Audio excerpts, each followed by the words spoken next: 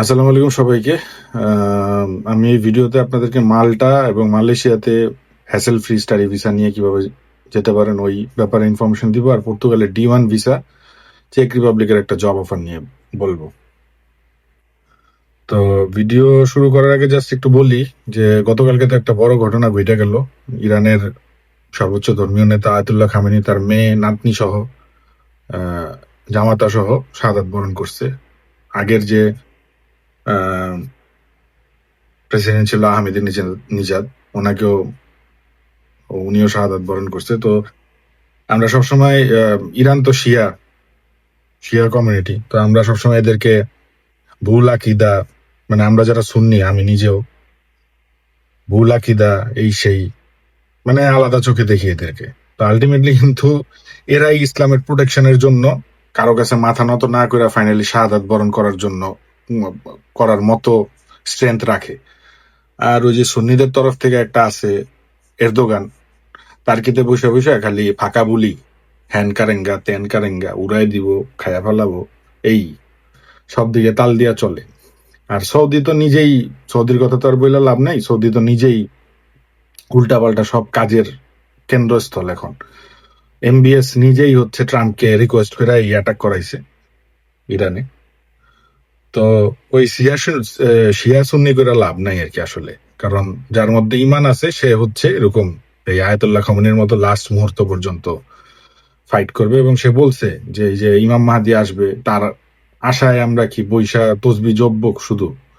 আমরা তো তার রাস্তাটা সহজ করতে হবে, আমাদের দায়িত্ব আমাদের পালন করতে হবে। আমরা তো আর বৈশা বৈশা খালি কোরআন শরীফ পড়লে হবে না বা নামাজ পড়লে হবে না। এবং সে বলছে যে Iran is not important, important হচ্ছে ইসলামের প্রোটেকশন। তো এটা তো জীবন দিয়েই সে প্রমাণ করে গেল।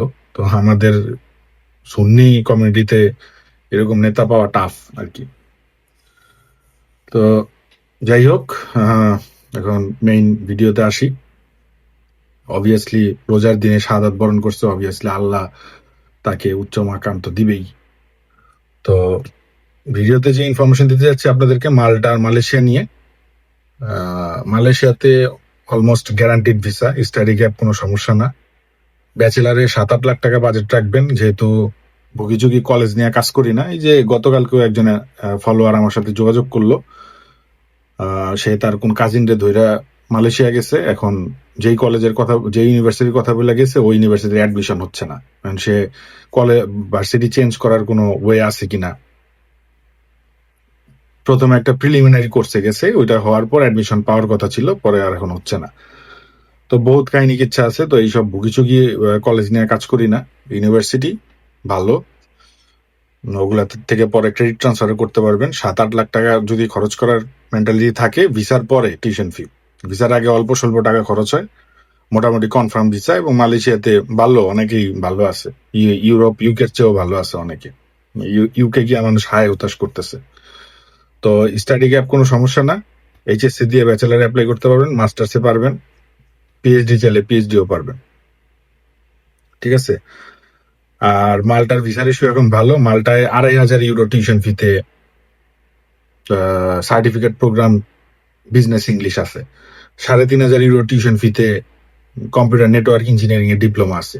ব্যাচেলারের টিউশন ফি 7,000 ইউরো, মাস্টার্সে 50% স্কলারশিপ পাইলে টিউশন ফি 6,000 ইউরো মাত্র।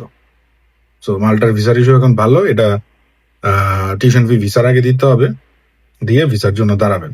দুইটারই ওভারঅল প্রসেসিং 2 থেকে 3 মাস ধরে রাখেন এই। আর মালয়েশিয়াতে যারা আছেন মাল্টিপল এন্ট্রি ভিসা বা ডাবল এন্ট্রি ভিসায়, তারা চেক রিপাবলিকের একটা জব অফারে ট্রাই করতে পারেন। টোটাল প্রসেসিং 5 মাস, খুবই কম অ্যাডভান্স, মোস্ট অফ দ্য টাকা ভিসা হওয়ার পর 1,200 ইউরো স্যালারি, চেক রিপাবলিকের জব। মালয়েশিয়াতে যারা আছেন তারা পারেন। মিডল ইস্ট থেকে ফাইল নিচ্ছি না এই ইয়ার জন্য, চেক রিপাবলিকের জব অফারের জন্য। মিডল ইস্টে যারা আছেন তারা কিন্তু ওই যে মাল্টার স্টাডিতে অ্যাপ্লাই করতে পারেন, 2,500 euro tuition fee, HSC pass হইলে অ্যাপ্লাই করতে পারবেন। ব্যাংকে 15 লাখ টাকা দেখাইতে হবে। মালয়েশিয়ার জন্য আবার কোনো ব্যাংক স্টেটমেন্ট নাই। হ্যাঁ, তো চেকের অফারটা মূলত যারা ইউকেতে আছেন, ইউকেতে আমি এমন অনেক লোকজন জানি যারা অলমোস্ট রিটার্ন চলে আসতেছে ইউকে থেকে। গত 2-3 সপ্তাহ আগেও আমার পরিচিত কয়েকজন রিটার্ন আসছে, পিএসডব্লিউ শেষ, স্পন্সরশিপ বাই করতে গেলে বহুত টাকা, আবার জেনুইনও পাওয়া যায় না। এর মধ্যে অনেকে খরচে পোষাইতে পারতেছে না, ডেনমার্কে আছে, সুইডেনে আছে, তারপরে ইউকেতে আছে, তারা অন্য কান্ট্রিতে সুইচ করতে চায়।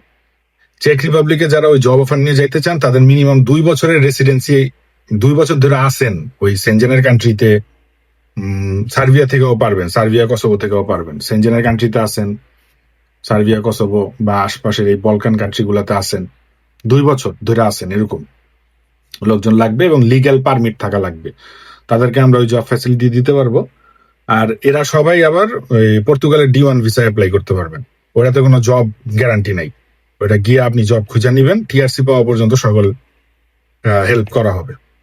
ঠিক আছে, পর্তুগালের D1 ভিসার জন্য আমরা মালয়েশিয়া, মিডল ইস্ট থেকে নিচ্ছি না ফাইল। এই সেনজেন বলকান কান্ট্রিতে যারা যারা আছেন লিগালি, ইউকেতে যারা আছেন তাদের ফাইল নিতে পারবো। আর মালয়েশিয়া, মিডল ইস্টে যারা আছেন তারা ওই যে মাল্টার স্টাডি ভিসায় তারা দিতে পারেন যদি এইচএসসি কমপ্লিট থাকে।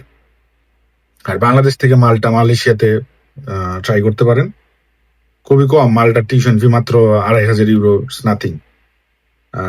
তবে সবাইকে করবো যে আইটি রিলেটেড প্রোগ্রাম চুজ করেন, যেমন এই যে কম্পিউটার নেটওয়ার্ক ইঞ্জিনিয়ারিং আছে 3,500 ইউরো ডিপ্লোমা, আইটি ডিপ্লোমা আছে 4,500 ইউরো, MBA 6,000 ইউরো যদি 50% স্কলারশিপ পান।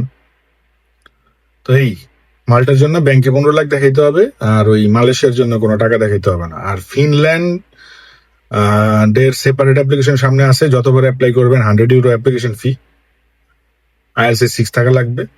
আর ইটালির যে অবস্থা এই বছর দেখতেছি, গয়না গয়না অফার লেটার দিতেছে। রামশ্যাম, যদু মধু গত বছর সব অ্যাপ্লাই করছে না ওই ব্লগিং কমিউনিটির ভিডিও দেখা, এইবার খবর আছে অফার লেটার সহ ভিসা পাইতে ইটালিতে। ইটালিতে ওই যে ফুল ফান্ডেড, টাকা পয়সা লাগে না পড়তে। তো গত 2 বছর ধরে, মানে গত 2 বছর ধরে ভালো পরিমাণ অ্যাপ্লিক্যান্ট অ্যাপ্লাই করতেছে। গত বছর সবচেয়ে বেশি ছিল, এই বছর মনে হয় আরো বেশি হবে। কিন্তু এই বছর উল্টা আরো কমতে পারে, কারণ হচ্ছে অফার লেটার দেওয়ার পার্সেন্টেজ খুবই কম। 3.72 পাওয়া, IELTS 6.5, তাও অফার লেটার পাচ্ছে না। এই হচ্ছে ইটালির অবস্থা করে ফেলাইছে আমরা 1 বছরের মধ্যে। আগে ডাইকা ডাইকা লোক পাওয়া যেত না ইটালির জন্য, রিসেন্টলি জানছে, পচাই দিছে। ঠিক আছে, গত বছর হাঙ্গেরির থেকে 7 জনের একটা গ্রুপ আন্দাজি ইটালি সুইচ করছে। হাঙ্গেরিতে কিন্তু তারা ভালোই ছিল, হ্যাঁ, আমার পরিচিত একটা গ্রুপ 7 জনের। তো এই যদি অবস্থা, ইউরোপের অন্যান্য সব কান্ট্রি থেকে ইটালিতে সুইচ করতে চাচ্ছে লোকজন। তো জ্যাম প্যাকড অবস্থা, বাংলাদেশের জন্য এখন ভালোই টাফ হয়ে গেছে। তো মাল্টায় যারা অ্যাপ্লাই করতে চান, মালয়েশিয়াতে যারা অ্যাপ্লাই করতে চান, করতে পারেন। পর্তুগালের D1 ভিসা, সেনজেন, ইউকে অথবা ওই বলকান কান্ট্রি গুলাতে যারা আছেন তারা পারবেন। কস্টিং ডিটেল দিয়ে দেওয়া হবে, হোয়াটসঅ্যাপে যোগাযোগ করলে কস্টিং ডিটেল দিয়ে দেওয়া হবে। আর চেকের জব পারমিট যেটা, সেটার জন্য সেনজেনে যারা আছেন, ইউকেতে যারা আছেন, আর এই বলকান রাষ্ট্রে যারা আছেন, এই কসোভো, সার্বিয়া, মন্টিনিগ্রো, মিনিমাম 2 বছর ধরে আছেন, এরকম লোকজন ওই চেকের অফারে করতে পারবেন। তো যখন ভিডিও দেই, ভিডিও ভালো মতো দেখবেন, দেখা তারপরে বাদ বাকি ইনফরমেশনের জন্য হোয়াটসঅ্যাপ বা ইনবক্স করবেন। তো আল্লাহ হাফেজ সবাইকে, ভালো থাকেন।